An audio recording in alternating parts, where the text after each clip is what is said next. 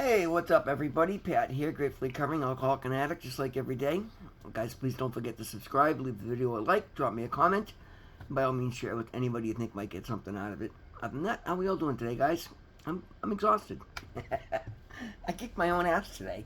Yeah, I had a kitchen demolition, including tearing up the floors, scheduled for today. I had invited somebody who's been asking me for work to come work with me today. Reached out to him yesterday, and I was a little apprehensive when I didn't hear back from him.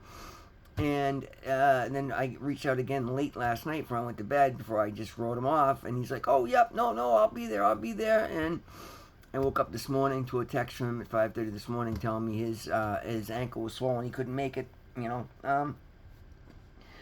Couldn't put off the job. I reached out to my other helper because he was slow last week, but I know he was working today. Didn't hear back from him. Job had to get done. It was a very hard day. I worked my ass off today, and it's nothing I haven't done in years past. But I'm not getting any younger, and I'm a lot heavier today. So running up and down stairs, carrying, I was demolishing the kitchen, including breaking the cabinets up, breaking up the countertop, ripping up 3 layers of floor, taking out all the appliances, cutting capping the plumbing, cutting capping the electrical. Yeah, it was a lot of work, and I got it done. I left there at a reasonable time, but even by halfway through the day, my muscles were already getting sore. And in the past, I would have been like, "Oh, yeah," it's just a perfect excuse to go and use. And today I'm like, no, I'm gonna be sore. This is gonna be a hard day. I knew it coming in here, but I'm also gonna get it done because I know I can. And I've got other contractors waiting on me. I'm doing more of the work. I'm doing all the plumbing. I'm doing all the tile work for the new kitchen. Tomorrow I'm going back. I've got to open up one entryway about 3 feet, and I've got to relocate a door on the other wall. And then she's got actually shoot this customer is a police officer here in Somerville, and she knows my history. She was actually one of the officers that Doug was involved with getting me to the hospital to get me into rehab. And she loves what I've done, and I loved her. She's a great girl. We had some really good conversations today. But so I wanted to maintain my schedule because I got other contractors waiting for me, so I couldn't just, oh, it's too hard, and I'm not about to go use drugs, obviously. But I'll tell you what, by the time I left it today, I was moving like an 87-year-old man. I'm like, oh my God, like, next Sunday I'll be 53 years old. I'm not as young as I used to be, but I got it done, and I'm pretty proud of myself. I ended up making a good day out of it. And that's what we do in recovery, guys. Just find a way to do what you got to do, and not get mad at the kid that couldn't show up, and not piss and moan, and not show up for my responsibilities. And I didn't respond to him this morning because I suspect, and my intuition tells me where he didn't get back to me yesterday. I think he's been falling off the wagon. I think he was out drinking all day and just didn't want to confront me last night. So, I sensed when he said, "Yeah, I'll be there," and not made any plans and any arrangements. I didn't really push him for the arrangements. I suspected something was off, and sure enough, my intuition was right. And in the past, oh, it's okay, and I didn't bother to respond because I was irritated, and I'm not gonna unload on him, but I'm not gonna people please him and worry about no, he let me down, and it's a shame. He's been asking me for work, and I wanted to help the kid out. But anyway, it is what it is. I'm glad I did what I did. I'll be back there tomorrow. She actually was so happy with everything I did. She's now got me doing a ton of other work at her house, and that's usually how it goes when I go to people's houses today, guys. People love the work that I do. They love that I offer a lot of services, and when they see how fair I am with them, they end up offering me more work, and that's how you build a business. It's how you build a life. And I'm going to do my video. I'm going to go take a long hot shower. I'm going to get a good night's sleep tonight because I suspect I'll probably be fine tomorrow. But I am sore tonight. I'm not going to lie to you guys. It was a hard day, but it was a good day. So anyway, we're going to talk about people pleasing today, guys, because that's kind of an important topic. Because I've always kind of danced around. Because again, I am a very kind person. I'm enjoying the fact that I get a lot of positive compliments. A lot of people notice the work that I'm doing today. And sometimes, because I know people pleasing was something I had a major issue with, and sometimes I'm like, oh, Am I really this nice, or am I just people pleasing? And this is a great reading to explain the difference between the two. When I read this, I'm like, it makes perfect sense because, again, yeah, I was getting a lot of compliments today, but that is not why I do what I'm doing. I'm getting compliments because I'm doing good things. I'm doing good things because it's the right thing to do, and I'm building my life. That's the big difference for me today. Anyway, let's do the reading. We'll talk more about it, guys. People pleasing, not necessary. Approval seeking behavior carried us further into addiction. When others approve of what we do or say, we feel good. When they disapprove, we feel bad. Their opinions of us and how those opinions make us feel can have a positive value. By making us feel good about by steering a straight course, they encourage us to continue doing so. Now, people pleasing is something else entirely. We people please when we do things right or wrong solely to be given another person's approval. Low self esteem can make us think we need someone else's approval to feel okay about ourselves. We do whatever we think it will take to make them tell us that we are okay. We feel good for a while, but then we start hurting. In trying to please another person, we've diminished ourselves and our values. We realize the approval of another will not fill the emptiness inside of us. It never ever will. The inner satisfaction we seek can be found in doing the right things for the right reasons. We break the people-pleasing cycle when we stop acting merely to gain others' approval and start acting on our higher power's will. On our higher power's will for us. When we do, we may be pleasantly surprised to find that the people who really count in our lives will approve all the more of our behavior.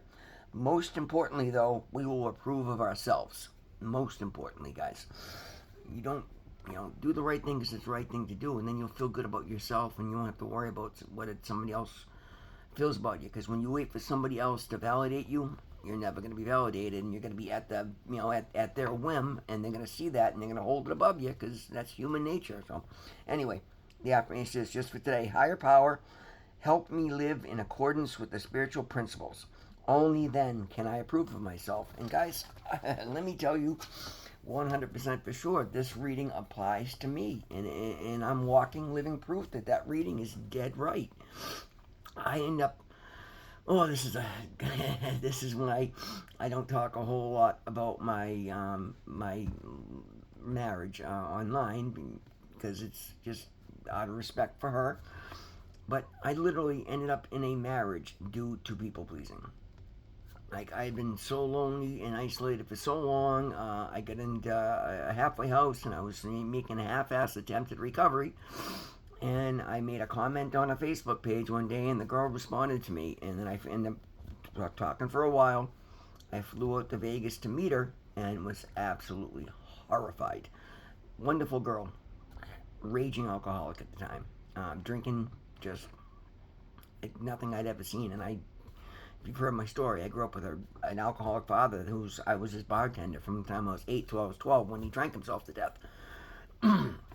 This girl put it to shame. It horrified me. I wanted to run. I literally wanted to leave vacation. But because I didn't have any self-confidence and I was so incredibly insecure, and part of it is also I needed, codependency. I knew she needed me as much as I needed her, and I ended up flying her out to Boston a week later and marrying her. Like, knowing full well, I'm like, what am I doing? And again, she's now pancreatitis got her sober. She's living back in Vegas. We split up, and we still talk on occasion. A lot less since I stopped sending her money. I mean, that speaks volumes right there. But again, this program's taught me to stick up for myself and taught me to understand that I have value for being who I am, not in how somebody else sees me.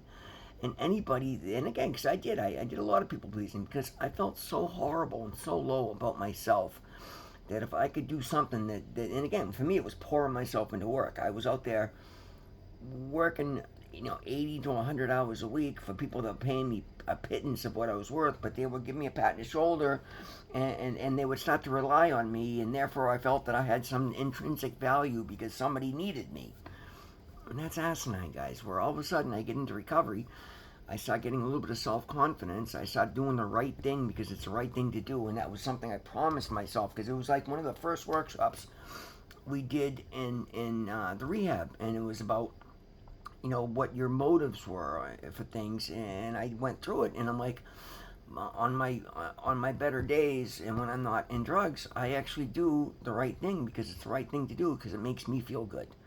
And I realized that was a key right there, because when I did those things, like, I'd have a little glimpse of something decent in my life, but I didn't do them very often because I was owned by a substance, and I was manipulating, and I was just living that horrible addict lifestyle. But my core value was just to do the right thing because it's the right thing to do, not because I'm going to get a reward, not because somebody's watching, not because I think I might get caught. And I'm like, okay, well, that's what I believe. That's what I'm going to do. And I've made that my baseline. And again, not perfect. I've made slips, and I've overlooked things, but when I catch myself, I've corrected them. And my basic baseline has been, I do the right thing because it's the right thing to do. When I see something, I say something. When I see somebody in need, I do what I can to help. Not feed an addiction. I'm not going to go hand out all my money to every person I see at a stop sign.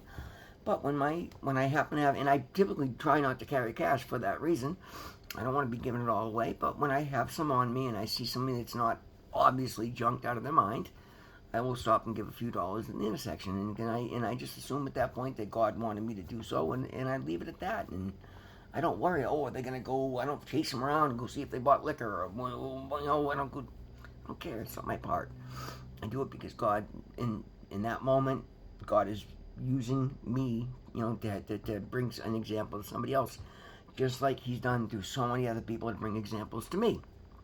So I'm just a part of it today, and that's a beautiful thing.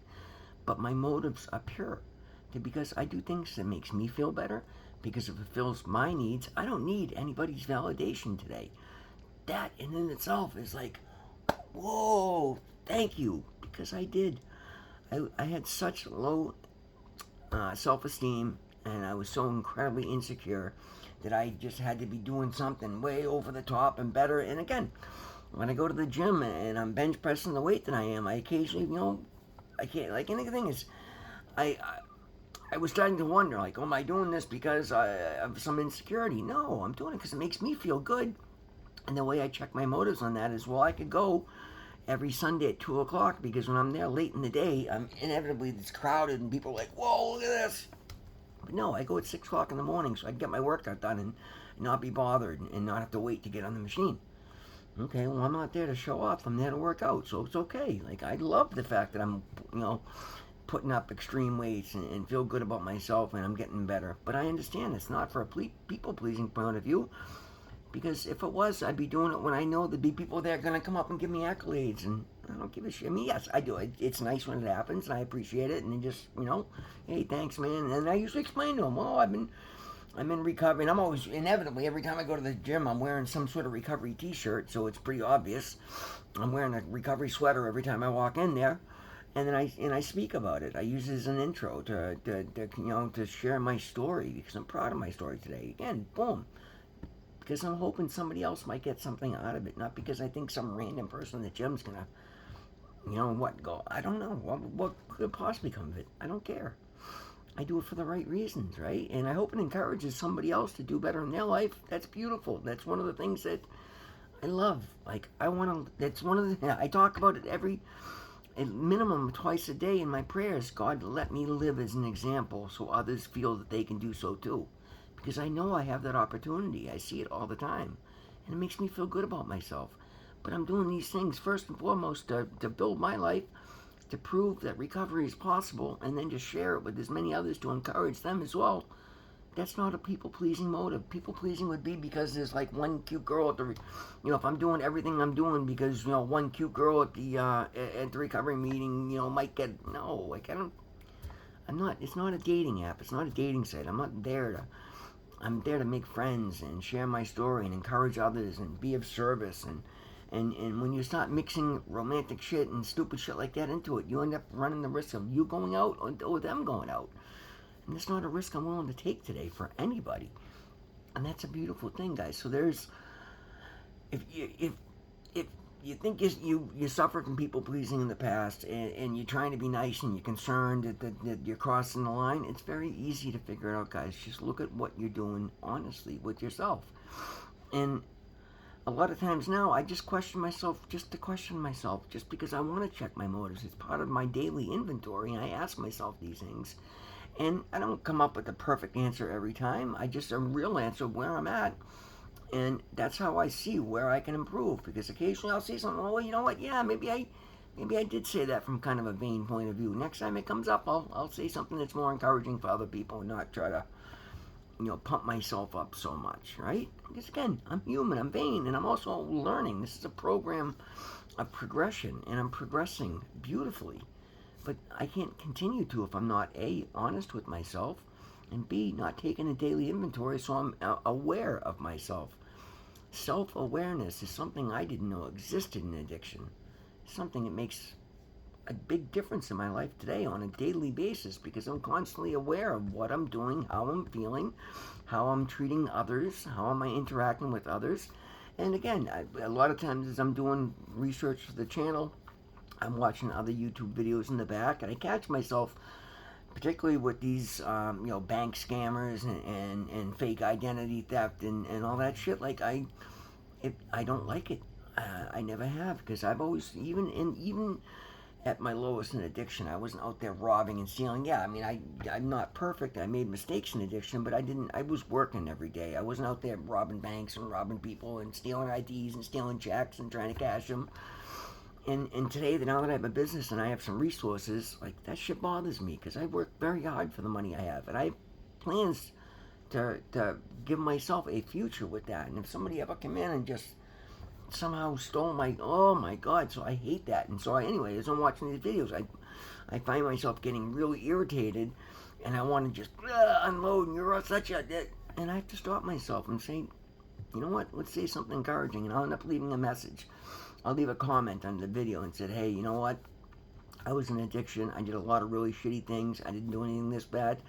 I'm glad the police caught him, because that person whose money deserves to have their own money, and I hope this person gets help. And if they don't get help, then I hope they go to jail for a long time till they learn a lesson. And at least I'm getting my point across, and I'm doing so in a kinder, better way, instead of just damning somebody for stuff that, had I been out there long enough, it probably could have happened eventually, because I wasn't allowed to have morals in my former life, and I need to remember that. It's, it's a fine line. Don't people please, but don't ever be holier than thou either. And I'm just trying to make sure I stay somewhere in the middle. And so far, it's working really well, and it makes me really proud. It was really nice today having a conversation. I was not aware that this officer was part of the conversation with Doug in the police department coming down to get me, to bring me to the hospital the night before I went to rehab. So she was kind of filling me in as we were talking about, not from a point of, no, she's like, you know what, Pat, we're so proud of you. I'm so glad you did.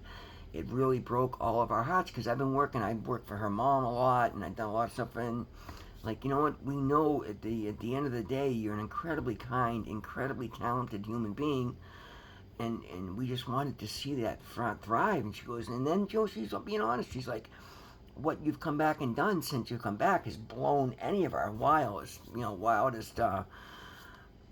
dreams, and mine included. And that was, and I'm like, yeah, and I told her the same thing. I'm like, believe me, mine too. So this time I just, I finally got to a point where I knew it was make or break, so I decided to give this my all. And then come to find out, I absolutely love it, because I can finally, once in my life, figure out who I am. And we end up having this beautiful conversation, and this is a police officer that, knows where I've come from. And I'm in her house. She's introduced me to her daughters, inviting me back to do more work. That's because I've given up all those, people pleasing may not be the root of that, but I've given up all these things. That's the beauty of doing this program, doing this, reading this literature, doing these lessons and applying them to your life. They give you a different aspect of it every day that will help you get to a point in your life that you just, like, honestly, guys, it's not glamorous. I work hard today. I feel like I've been run by a truck. But at the same time, I'm still driving down the road with my head held high. Just, man, I wouldn't trade it for the world. God, do I love my life today. I feel like I'm walking with a team of angels. I got a direct line to God. I feel like I'm blessed beyond my wildest dreams. because I am. I'm clean. I'm sober. I'm thriving. I've got all these, everything that was a pipe dream that I thought I, pissed on and lost forever is showing up right in line with God's will. So for once in my life, I'm living God's will for me. And God's will for me is good. It's really good. And I'm very proud to say that. Guys, that's a video for today. Thank you so much for being here with me. Always remember, God loves you. I love you. We'll see you in the next one.